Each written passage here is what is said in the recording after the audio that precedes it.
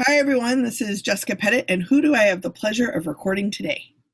Hi, everyone. My name is Conor McLaughlin. I use he, him, and they, them pronouns. I'm a senior lecturer at Bowling Green State University, and I currently am working on research into the experiences of student affairs professionals who have experienced unemployment throughout their career. Excellent. I realized I said, who do I have the pleasure of recording today, but I actually meant interviewing, although I guess both are occurring. Yeah, Uh, both and. yeah, so I appreciate you being here. And if I remember correctly, I was actually on your podcast at one point too. So You were. it's reciprocal. Fantastic. So I have been asking people two big concept based questions that are kind of rolling around in my brain. And there's no right answer. I'm just curious what it means to you from all of your experience and vantage point. So, Mm. first one is the concept of diversity dividend, meaning kind of like what do you get? What's your return on investment around doing diversity work? If you think of investment, action, and return, what does diversity dividend mean to you? Mm. This feels particularly relevant to the life that I'm living Hmm. at the moment. Probably even very different than I felt about it when you and I had initially connected about doing this, having this conversation. Um, I ultimately think that what comes out of it is the opportunity for better, deeper relationships. Mhm. I think about a previous sort of line of research that I was doing. And it feels weird to talk about it only as a line of research because it was really also, something I was investing a lot of my personal energy and care and uh, just life into was around examining experiences of white heterosexual men. Mhm. And one of the things that came out of a lot of what I learned from doing that research was some at least first steps about how to try and create different and better relationships with other heterosexual white men. Mhm. Um, because I think for a long time I had gotten into this place where I was so afraid of the harm that I knew I was capable of causing as a white heterosexual man that I didn't want to be around any other white heterosexual men. I just thought like we'll be around each other and we'll compound all of our sort of privileges and it'll turn into an explosion very quickly, and I don't want to put myself in that situation, so I'm just going to remove myself from it.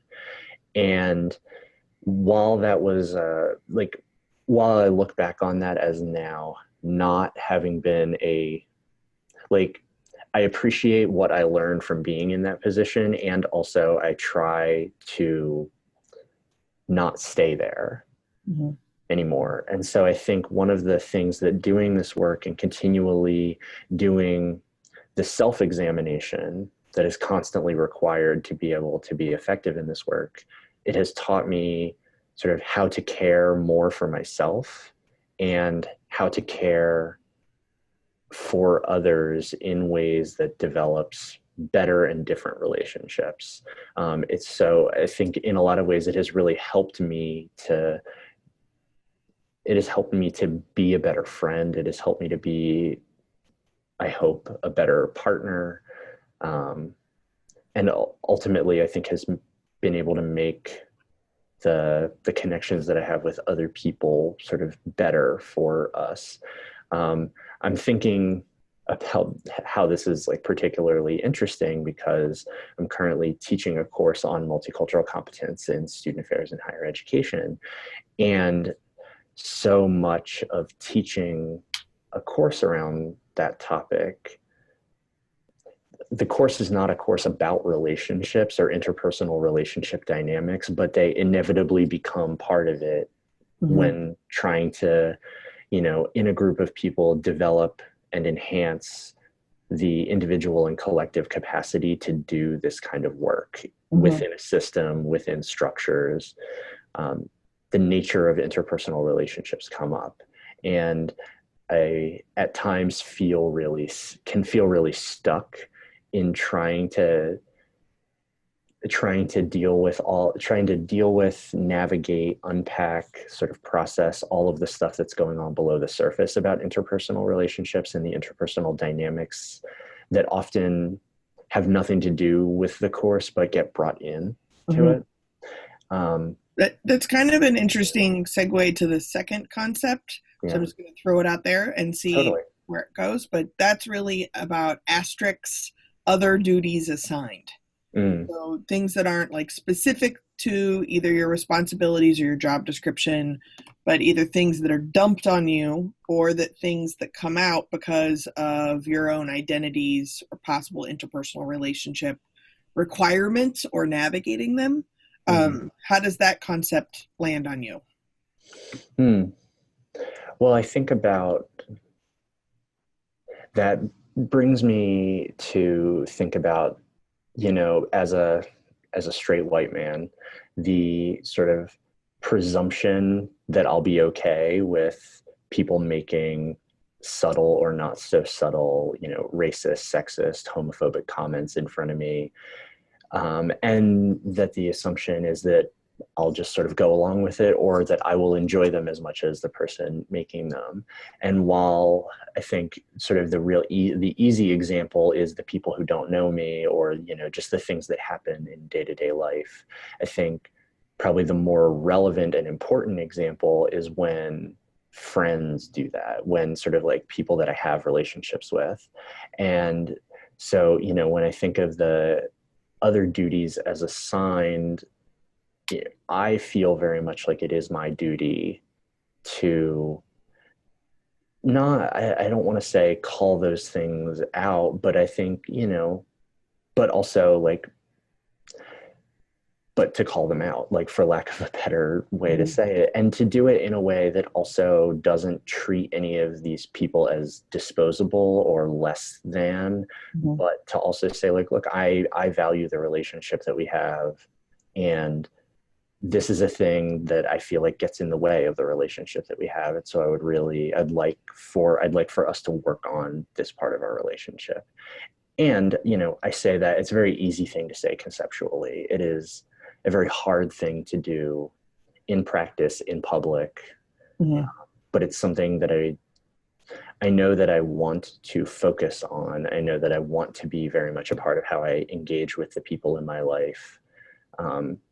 And wanting, like I said, wanting to do it in a way that doesn't sort of immediately treat people as though, like, now I get to wield power over you, or now I'm gonna sort of put a smack down on you with all of my academic knowledge about why you are a bad person because of this thing you just said. The thing you said needs to be addressed and needs to be dealt with. And I want to do this in service of enhancing sort of the compassion and the care in the relationship that we're both in together. Well, it's part of the reason I was so excited to be able to have a moment with you is that when often we talk about diversity work, the burden, and I'm using that word on purpose, tends to fall on someone with a marginalized identity, or the work that is coming from our own place of pain or experience, which then gets blown off as like our personal agenda item, etc.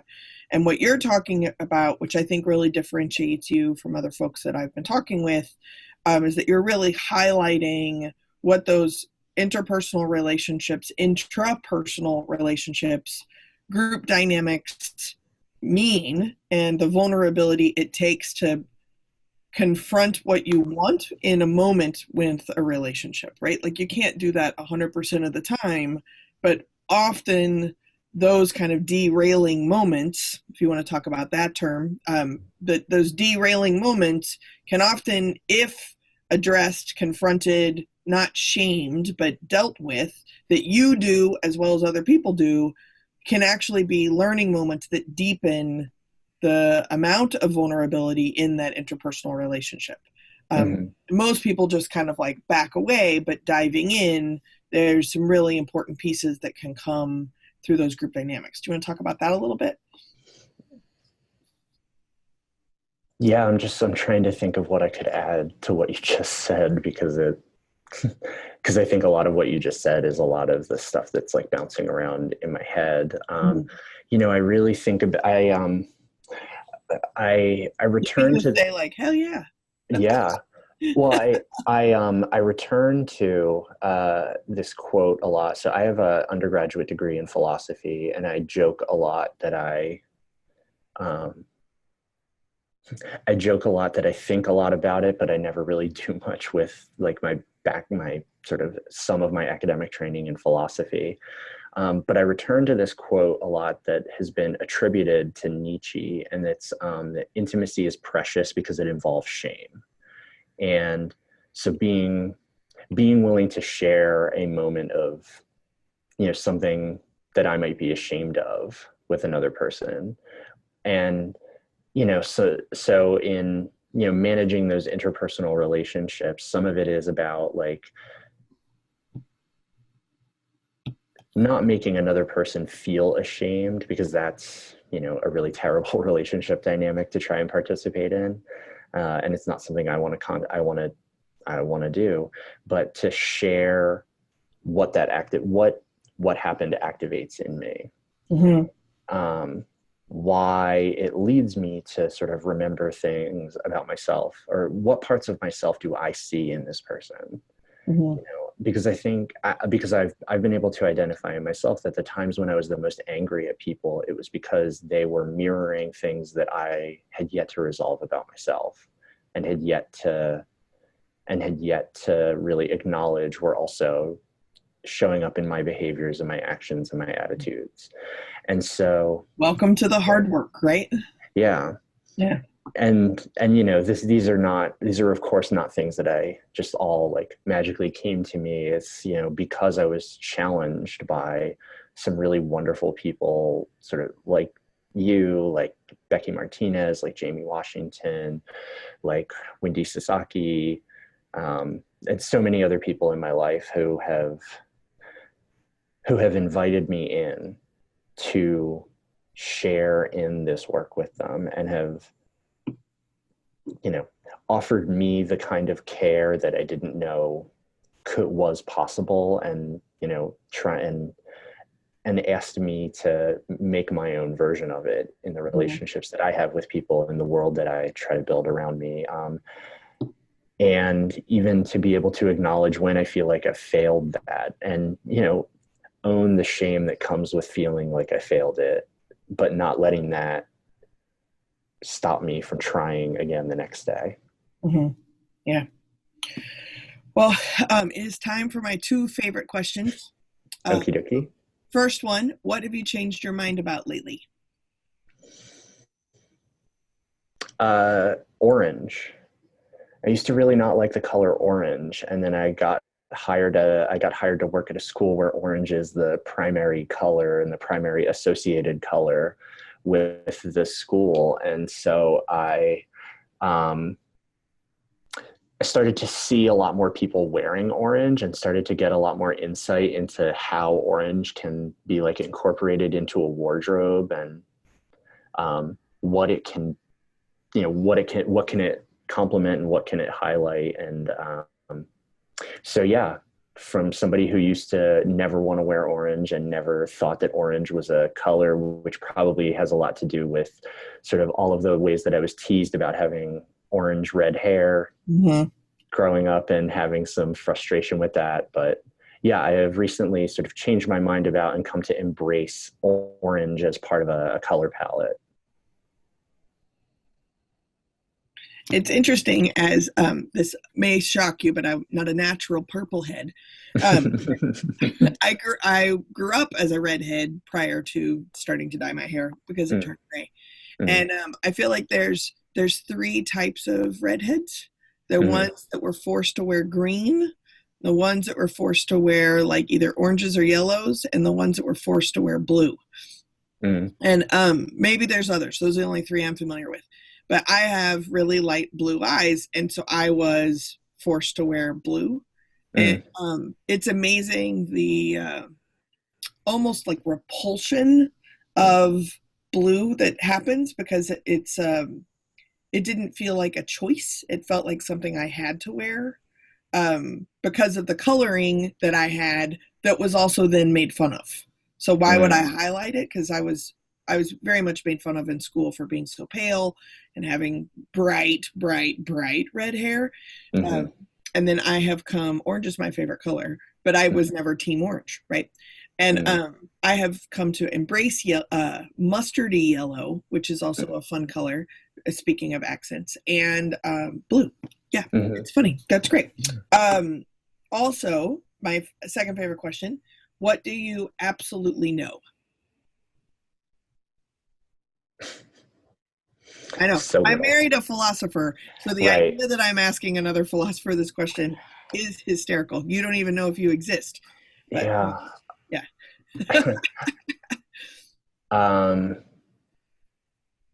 I know that change is possible. And I feel like I spend the whole of the rest of my life trying to define all of the concepts packed into that sentence, but I know that change is possible. Excellent. So I also asked everyone to come up with 3 rando numbers. So this is the lightning round. I have icebreaker cards, which are like 50 plus questions. Some are easy, intermediate, or deep. And are you ready for a lightning round? I don't remember the range of numbers that I was supposed to pick from, but I have numbers in mind. Oh, you already gave them to me. Oh, I did? Yes, 13, 27, and 41. Do you still stick to those? Do you have an edit? No, I don't, but I think that, so 13, 27, and 41. Okay, so I was thinking like, I want to pick a bunch of prime numbers, and I know that 27 is not a prime number, but I'll stick with them. Fantastic. Okay, so number 13, by the way, just having to go through them and say which one is a prime and then clarify that 27 is not a prime is literally how every time I have a number conversation with my husband, we have to go through what the number I forget what prime means. Although 27, I was like, I don't think that's one of those ones. Yep. Okay, we win. Okay, number 13. What is the story behind your name? Legal, preferred, and or a nickname? So I don't have any nicknames because my name only serves itself to one nickname, which I really do not like and prefer that no one ever call me that. Well, my mom can call me that, but she's the only one. But so my name, Conor, came from a book that my mother read when she was pregnant with me called Trinity. And I've never read the book, but the main character's name is Conor. And my mom read the book and said to my dad, I think this is the name. And my dad said, yeah, I like it. Let's go. Great. So that's where my name comes from. Number 27 is intermediate. Share a life goal that you've set for yourself. See, that would require planning, and I'm not much of a planner.